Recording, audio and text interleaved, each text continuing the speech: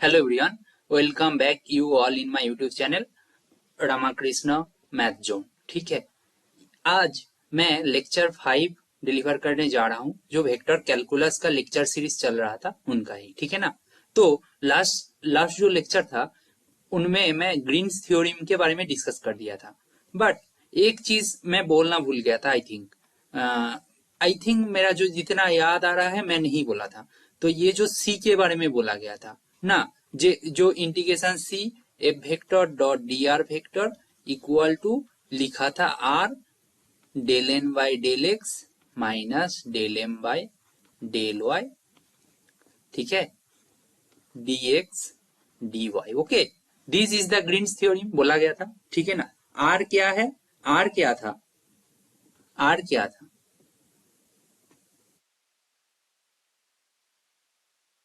Simply connected region, connected region bounded by this curve C।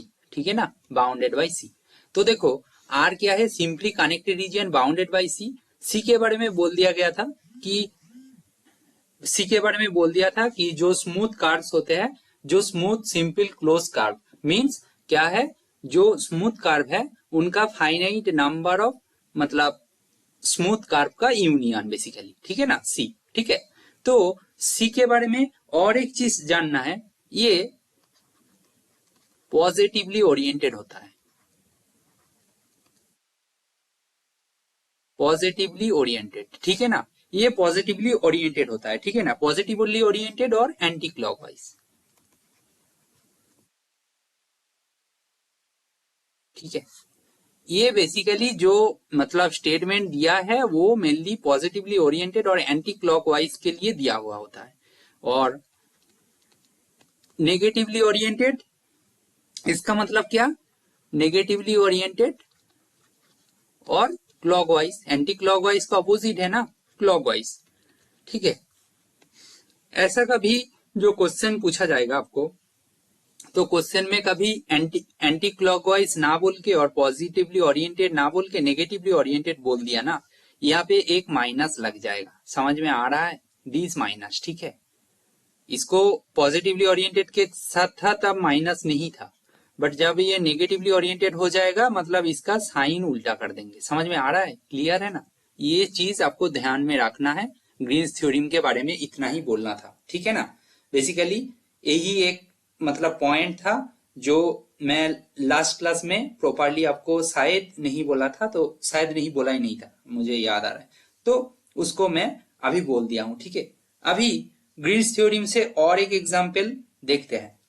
ठीक है, example देखते हैं। एग्जाम्पल जितना करोगे उतना अच्छा है आपके लिए। तो ग्रीन्स थ्योरम के से तो मैं 2-3 क्वेश्चन करवा रहा हूं, बट स्टोक्स से उससे ज्यादा कराऊंगा क्योंकि स्टोक्स थ्योरम समझ में आएगा तभी। ठीक है, देखो आपको आई दिया गया है integration c e power y by x d x plus e power y log x plus x d y. Okay, this one आपको फाइंड करना है। सी के बारे में कुछ बोला गया है, सी बोला गया है पॉजिटिवली ओरिएंटेड। एक्चुअली ये जो पॉजिटिवली ओरिएंटेड टर्म, ये टर्म मैं भूल गया था, बट जब ये एग्जाम्पल का मतलब क्वेश्चन जो है इसको देखा कि पॉजिटिवली ओरिएंटेड है, तो इसीलिए मैं फिर से रिपीट किया हूं कि ग्रीन्स थ्योरम जो होता है वो पॉजिटिवली ओरिएंटेड और एंटी क्लॉकवाइज के लिए ही बोला जाता है। जो स्टेटमेंट होता है क्लॉकवाइज होगा तो माइनस साइन कर देंगे हम लोग। क्लॉकवाइज और नेगेटिवली ओरिएंटेड दोनों सेम चीजें हैं। ठीक है ना, positively oriented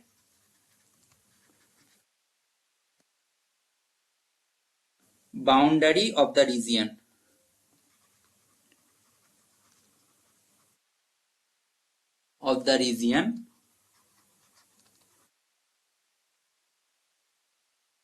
enclosed by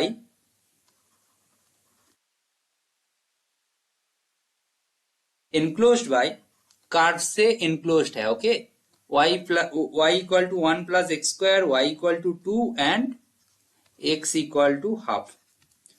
then value of i equal to कितना है। ये भी PYQ का क्वेश्चन है। यहाँ पे 4 ऑप्शन है, ऑप्शन में दे ही नहीं रहा हूं क्योंकि क्वेश्चन को डायरेक्टली सॉल्व करो।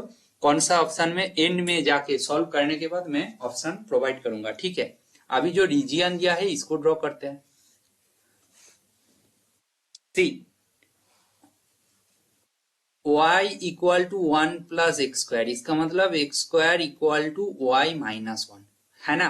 एक्स स्क्वायर मीन्स, और ये पॉजिटिव है, ये पॉजिटिव है, ठीक है ना। इसका मतलब कि कौन सा डायरेक्शन में होगा, ऐसा कुछ होगा, बट y का वैल्यू 0 से नहीं जाएगा 1 से, राइट।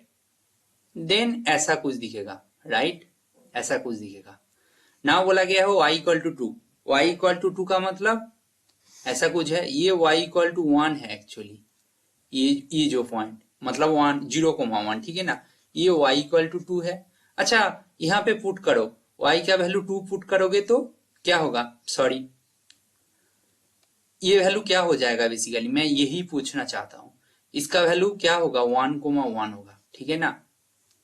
कार्व के ऊपर पुट करो y का वैल्यू, x का वैल्यू 1 आ जाएगा। ये 1 1 और ये 1 माइनस 1 1 थोड़ी होगा, y का वैल्यू 2 है, 1 2 होगा, राइट, ठीक है ना। ये नाउ और एक कर्व है x equal to half, x equal to half कैसा दिखेगा, ऐसा दिखेगा। ये जब x का वैल्यू 1 है, इसका आधा ऐसा, ठीक है।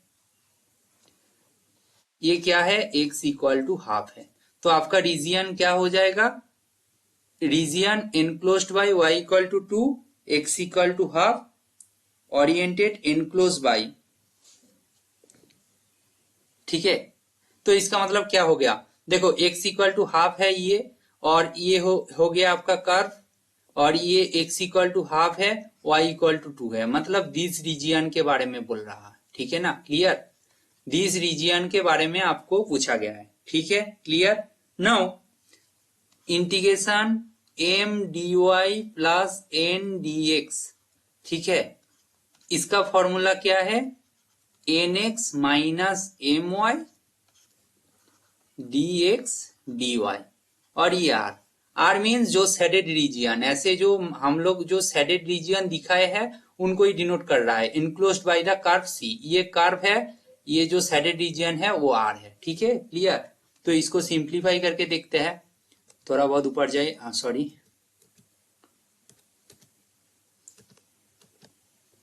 तो इसका वैल्यू क्या होगा, nx करोगे तो क्या होगा, ये हो जाएगा आपका e power y by x mine plus 1 minus del M by del y करोगे e power y by x dx dy। r है तो हमारे पास क्या करना है, बस dx dy करना है, क्योंकि ये कट गया, ठीक है। हमारे पास सिंप्लीफाई होके आ गया है। अभी रीजियन को भी देखना है भाई। तो रीजियन को देखोगे तो क्या है, हम लोग कैसे लिख सकते हैं, हम लोग ऐसे लिख सकते हैं 1 प्लस एक्स स्क्वायर लेस और इक्वल टू वाई लेस और इक्वल टू 2, एंड एक्स का वैल्यू क्या होगा, हाफ से 1 तक। देखो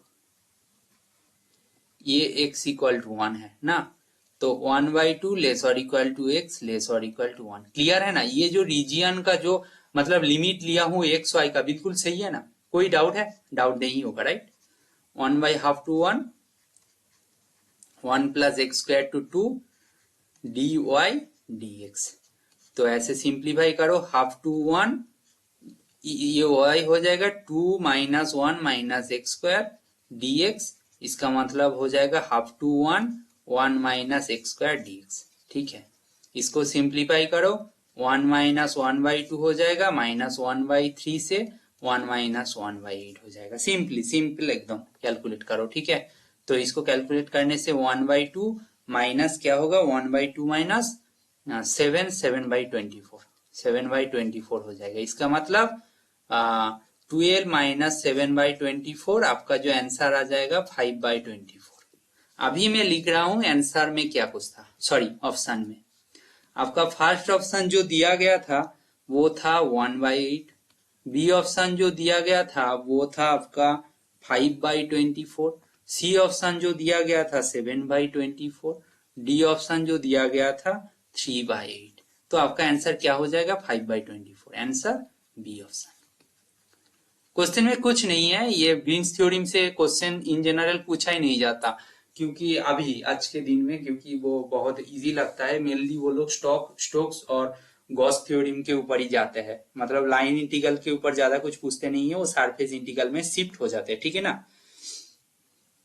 नाउ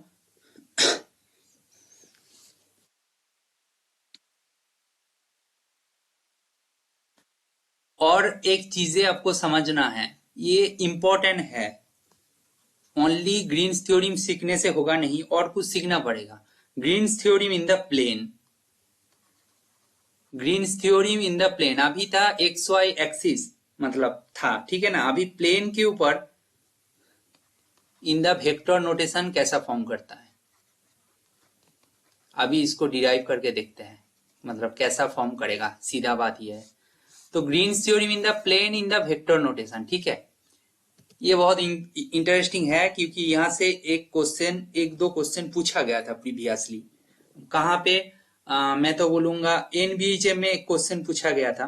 स्ट्रेट फॉरवर्ड ये कॉन्सेप्ट को यूज करोगे तो हो जाएगा। एनवीएचएम का सिलेबस में भी वेक्टर का क्वेश्चन आते हैं, एक दो आते रेयर, बट आता है, ठीक है ना। क्लियर। तो ग्रीन्स थ्योरम क्या था, हम लोग सी एम एन और आर के बारे में और कुछ नहीं बोलेंगे, जो बोल दिया हूं काफी है, ठीक है। अभी डायरेक्ट अभी डायरेक्ट एकदम इक्वेशन लिखेंगे, ठीक है।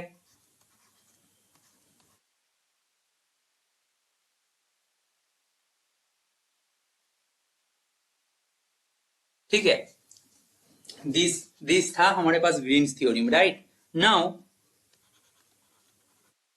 एफ वेक्टर ही तो था एक्चुअली। एफ वेक्टर क्या था, एम एम क्या था, एक्स वाई का फंक्शन। यहाँ पे मैं लिखा नहीं हूं, बट लिखो i cap plus N x y j cap, और आर वेक्टर था आपका x i cap plus y j cap, ठीक है ना। ये जो टर्म है ये actually F vector dot d are vector, right है ना। बस दैट्स ऑल। सो हो गया, राइट, ये हो गया। नाउ तो इसको मैं क्या लिख सकता हूं, equivalent to integration c f vector dot d are vector. Line integral और वर्क डन और सर्कुलेशन इसको यूज करके फाइंड करते थे, राइट। तो इसीलिए Green's theorem in the plane in the vector notation कैसा दिखते हैं, ठीक है, वही फाइंड करना है। और उनसे ही मैं कुछ न्यू रिजल्ट फाइंड करने जा रहा हूं, आप देख लेना, आप देख लेना, आपको अच्छा लगेगा बिल्कुल। नाउ ये हो गया आपका, मतलब इसके बारे में अभी कंक्लूजन दे दिया हूं, ठीक है। ज्यादा कुछ कॉम्प्लिकेटेड सोचना ही मत, सीधा बात है। ये ग्रीन्स थ्योरम था, इसको हम लोग F dot d are notation में लिख सकते हैं, इतना ही किया हूं और कुछ नहीं। एंड में सब कुछ कंक्लूड करेंगे, अभी तो बस डेल क्रॉस एफ फाइंड करने के लिए देखते हैं, i cap j cap k cap, right. Del del x del del y del del z. देखो मैं ये लेक्चर सीरीज में जितना वेक्टर का कवर कर दूंगा उतना काफी है, उसके बाद पीवाईक्यू का सॉल्यूशन भी दे दूंगा, प्रोवाइड कर दूंगा, और उतना कर लोगे तो आपका वेक्टर वेक्टर से प्रिपरेशन तो काफी है। बाकी एग्जाम हॉल में आप कैसे प्रोसीड करोगे उसके ऊपर ही मैक्सिमम डिपेंड करेगा, ठीक है, क्लियर। सो आई कैप इंटू क्या होगा, ये क्रीस क्रॉस फर्स्ट कॉलम को हटा देंगे तो 0 - 0 हो जाएगा, बिकॉज एन तो एक्स वाई का फंक्शन है ना, जेड की रेस्पेक्ट में पार्शियल डेरिवेटिव कर रहे हो, ओनली जेड की रेस्पेक्ट में डेरिवेटिव कर रहे हो, x y fixed number, okay, that time fixed. So 0 - 0, ठीक है ना। जे कैब इंटू करोगे तो क्या करोगे, इसको हटा देंगे, ये भी 0 - 0, प्लस के कैब इक्वल टू करोगे तो के कैब क्या होगा, के कैब ये रह जाएगा del N by del x minus del M by del y. अभी कुछ लग रहा है कि ये टर्म को भी कहीं ना कहीं हम लोग यूज करेंगे, देखो, क्योंकि अल्टीमेटली इसका वैल्यू क्या आया, k cap into del N by del x minus del M by del y. Vector में भी और एक बात बोल रहा हूं, ये भी कॉम्प्लिकेटेड नहीं है, सीधा सीधा जैसे लीनियर अलजेब्रा चलता है ऐसे ही, बस थोड़ा बहुत इधर उधर सिंप्लीफाइड फॉर्म में मतलब लेके जाओगे तो नया नया रिजल्ट आता जाएगा, मतलब आ जाएगा, okay. Now delta cross f vector curl of F into के कैप करोगे तो क्या होगा भाई, के कैप डॉट के कैप क्या होता है, 1 होता है ना, तो इनके साथ डॉट प्रोडक्ट हो जाएगा। और ये क्या है, ये तो एक कोई क्या बोलते हैं, स्केलर टर्म है ना, स्केलर टर्म, कोई कॉम्प्लिकेशन है नहीं। ओके, इसको करोगे तो क्या आ जाएगा, सीधा सीधा del N by del x minus del M by del y आ जाएगा। Okay, now Green's theorem can be written as, जो ग्रीन्स फॉर्मूला बोल सकते हैं, फॉर्मूला ग्रीन्स का जो फॉर्मूला था उसको कन्वर्ट करके कैसे लिख सकते हैं ना, इंडिकेशन सी, जो लेफ्ट साइड में था उसको F vector dot d are vector लिख रहे थे ना, पहले लिख दिया था, और ये आर क्या होगा, delta cross f vector dot n cap, sorry कहाँ गया, k cap, k cap d r, भाई डी एक्स डी वाई था, इसको हम लोग डी आर लिख सकते हैं ना। आर क्या है, एक्स वाई प्लेन का ही वो एरिया ही है ना, वो रीजियन के बारे में बोल रहा है, तो उसको हम लोग डी आर लिख सकते हैं। Clear,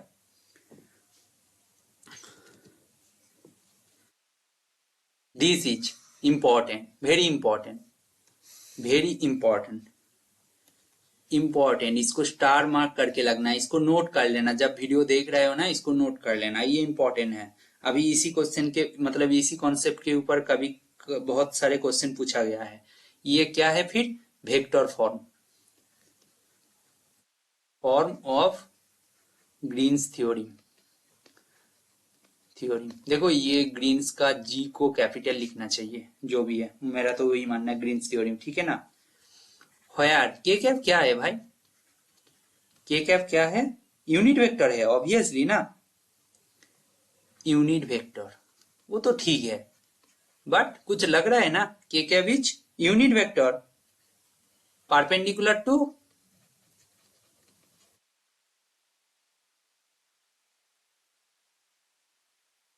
x y plane. भाई क्या था हमारे पास, ऐसे रोटेट करता था, ये डिरेक्शन में है, ये एक्स है तो ये वाई है तो ये जेड है, सीधा बात, ठीक है ना, ये जेड है तो x cross y equal to z, मतलब ये इसका मीनिंग कुछ और समझ लोगे आप, i cross j equal to k होता है ना, तो वही ना, तो हम लोग बोलते हैं ए एक वेक्टर है, बी एक वेक्टर है, इन दोनों के ऊपर perpendicular, perpendicular vector to both, मैं हिंदी में बोल रहा हूँ, सुनिए, मैं ये मीन कर रहा हूँ कि ए वेक्टर है, बी वेक्टर है, इन दोनों के ऊपर परपेंडिकुलर वेक्टर क्या होता है, सपोज सी वेक्टर क्या होता है, ए वेक्टर क्रॉस बी वेक्टर होता है ना, तो के वेक्टर जब आई क्रॉस जे करके के आ रहा है, आप ही बोलिए, तो के वेक्टर क्या है, यूनिट वेक्टर जो परपेंडिकुलर किसके ऊपर, एक्स वाई प्लेन के ऊपर। भाई आई क्या है, आई एक्स एक्सिस का यूनिट वेक्टर है, जे क्या है, वाई एक्सिस का यूनिट वेक्टर है, तो उनका क्रॉस करके क्या आ रहा है, तो क्यों ये मैं ये सब क्यों बना हूं, क्योंकि आपको याद रखने की कोई जरूरत नहीं है।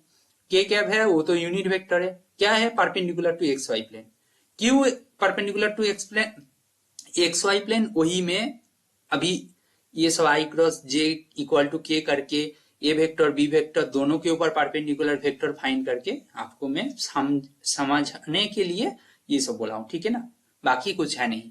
ये वेक्टर फॉर्म है ग्रीन्स थ्योरम का, बार बार रिपीट कर रहा हूँ, सेम चीजें रिपीट कर रहा हूँ, बोरिंग नहीं लगेगा भाई, मतलब ऐसे रिपीट करने से आपको मतलब क्या हो जाए, याद रह जाएगा, मतलब आप अच्छे से करो, एक बार करो देन भूलोगे नहीं, आपको मतलब प्रॉपरली लिखने से जरूरत है, इसका मीनिंग क्या है वो समझना है, एक बार समझ गए हो तो हो जाएगा।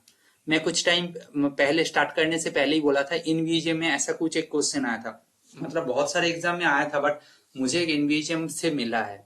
देखो वीडियो लेक्चर प्रोवाइड करने के पहले मुझे कलेक्ट करना पड़ता है कि एक एक चीजें, मतलब जो थ्योरी है उसको मैं मतलब एक्सप्लेन कर दिया हूँ कोई भी एक टॉपिक का, बट एक्सप्लेन करने के बाद एक एग्जाम्पल के थ्रू समझाऊंगा तो अच्छा लगेगा, और एग्जाम्पल तो थोड़ी ना खुद से मतलब बन जाते हैं, बनाओगे तो टाइम लगेगा, टाइम मीन्स मतलब क्या बोलते हैं, कॉम्प्लिकेटेड फॉर्म का आंसर भी आ जाएगा और कुछ आ जाएगा पता नहीं चलेगा, बट कोई एक एग्जाम का पीओआईक्यू से मिल जाए तो देन कॉन्फिडेंट आ जाएगा आएगा कि ये क्वेश्चन भी आया था और इसको सॉल्व करने से जो जो ऑप्शंस क्वेश्चन में प्रोवाइड दिया है उन्हीं में से कोई एक आंसर होंगे, दैट्स ऑल, ठीक है ना।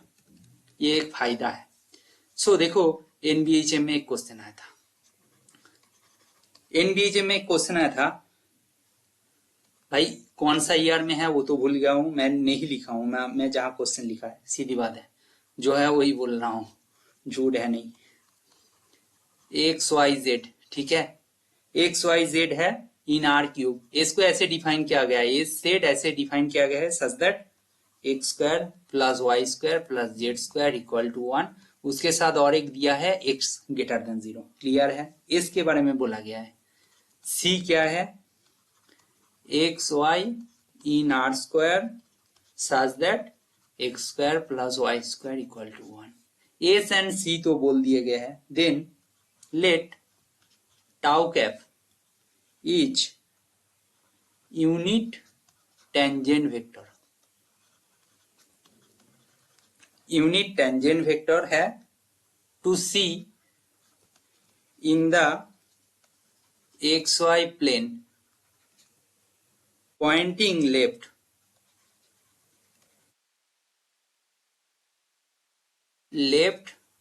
as we moved clockwise along C।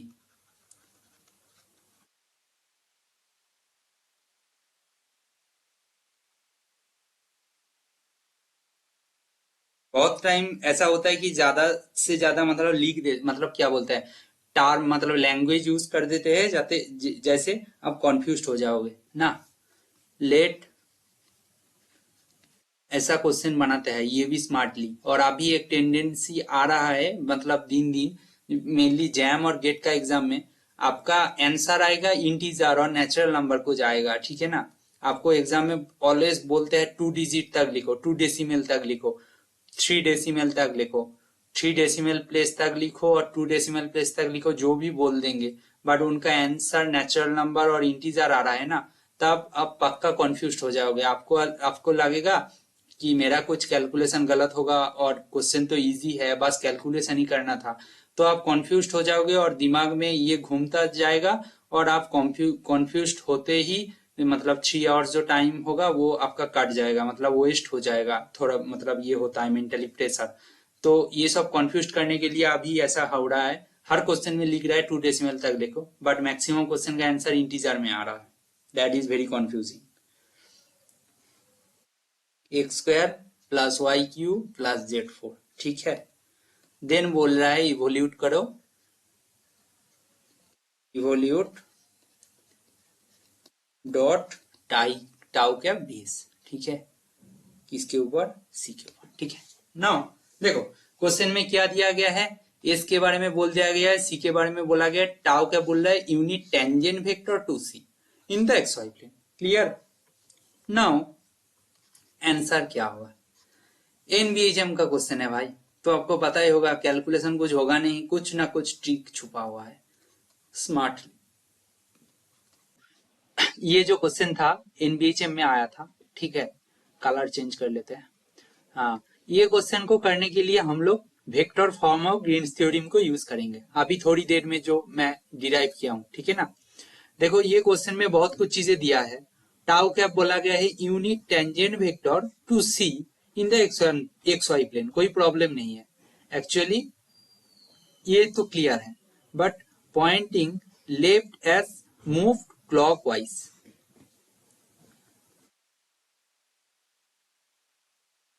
जो थ्योरम था फॉर, जो थ्योरम का फॉर्मूला डिराइव किया गया था for anticlockwise, anticlockwise, anticlockwise के लिए ग्रीन्स थ्योरम था, यहाँ पे क्लॉकवाइज दिया है, इसका मतलब मैं पहले ही बोला हूं कि क्या होता है, माइनस साइन ऐड हो जाएगा ना, क्लियर है।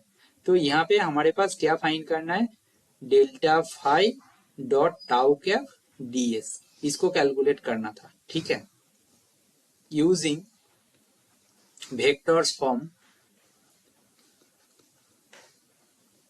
Of Green's theorem. Green's theorem का जो वेक्टर फॉर्म है उनको यूज करेंगे। भाई ये तो क्या क्या है, सीधा सीधा एफ वेक्टर है ना, ठीक है ना, ये एफ वेक्टर है, तो इसको हम लोग क्या लिखेंगे, ये एफ वेक्टर है, इसका मतलब R delta cross means curl of F vector. F vector क्या है, डेल्टा फाई इंटू क्या है, यहाँ पे माइनस हो जाएगा राइट, इंटू क्या होता है के कैप, के कैप क्या होता है डी एस, ये के कैप क्या है, unit vector perpendicular to x y plane. Clear, जो वेक्टर फॉर्म का जो डिराइव किया था हम लोग अभी ग्रीन्स थ्योरम का, उसको ही अप्लाई किया हूं। तो माइनस, बट ये वैल्यू क्या होता है, जीरो होता है ना, पहले हम लोगों को पता है curl of gradient of phi equal to zero होता है। तो जीरो के साथ कुछ भी यूनिट वेक्टर, ये तो जीरो वेक्टर है बेसिकली राइट, तो इंटू डीएस, तो ये पूरा का पूरा जीरो हो जाएगा। जीरो का इंटीग्रेशन क्या होगा, जीरो डीएस, सीधा बात, तो जीरो हो जाएगा ना। तो यहाँ पे फाइव वेक्टर कुछ भी दे दे कोई प्रॉब्लम नहीं है, बस कॉन्टिन्यूअस फंक्शन होना चाहिए, कॉन्टिन्यूअस पार्शियल डेरिवेटिव होना चाहिए, अदरवाइज हम लोग इसको सिंप्लीफाई कर सकते हैं। ये एनवीजीएम में पूछा गया था और आपको कॉमन सेंस होगा ही होगा कि एनवीजीएम में क्वेश्चन पूछा गया, इसका मतलब ये ज्यादा कुछ कॉम्प्लिकेटेड है नहीं, इसके अंदर कोई ना कोई ट्रिक छुपा है। तो ग्रीन्स थ्योरम का वेक्टर फॉर्म इसीलिए इंपॉर्टेंट है। ऐसा बहुत सारे मतलब पीवाईक्यू में मिल जाएगा, ओनली एनवीजे में नहीं है, गेट में भी आया था और बहुत सारे सेट एग्जाम और एमएससी एंट्रेंस में, पीएचडी इंटरव्यू में भी पूछा जाता है, जो लोग applied complex related topic choose करते हैं, ठीक है ना। तो ये वेक्टर फॉर्म इंपॉर्टेंट है आपके लिए।